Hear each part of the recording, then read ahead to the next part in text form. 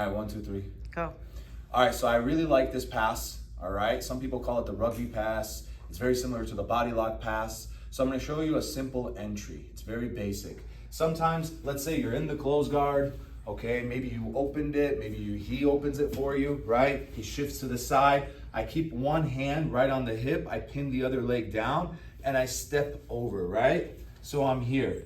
So when I go for this pass, I try not to be in the half guard, all right? I try to be very far away.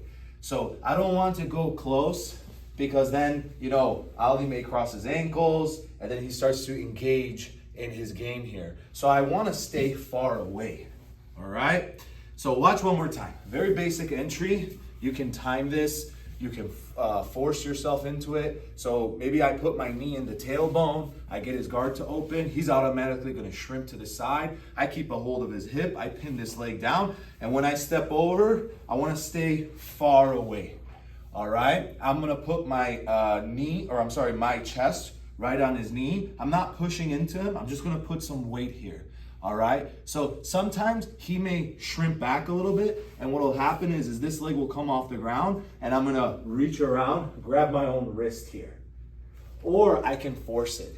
So I'll be here, I'll put some weight on this leg, and I'll lift. Watch how I lift. I pull his bottom leg up, and I give him a big hug. All right, it's very simple, super basic. Give him a big hug. Now I need my shoulder to go right into his belly button. So I'm gonna kind of tripod up and push right into him. So notice my right leg, it's kind of trapped here. So I just need to kind of sprawl and kick that leg back.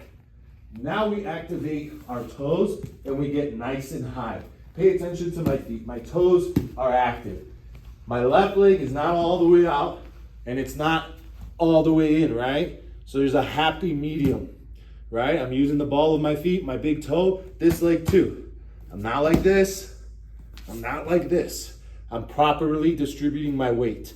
All right, so what's gonna happen now is he's gonna start to shrimp. Go ahead.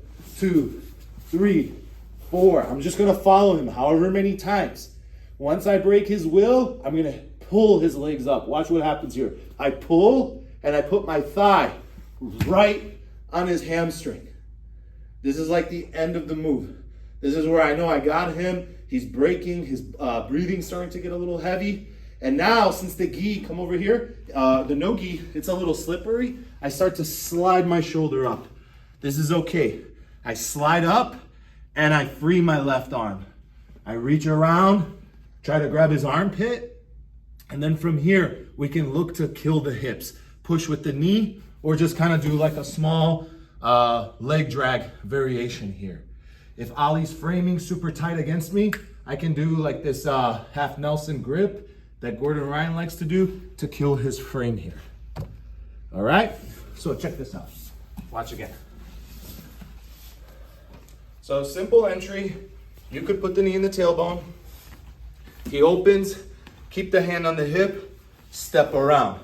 Now don't do the traditional way where you're going into the half guard, where you step all the way in, right? Step, but keep some space here. Put some weight on this leg, but don't drive into him. So I'm nice and heavy.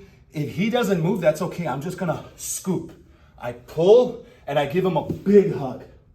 Once I get here, I'm very confident that I'm gonna pass his guard.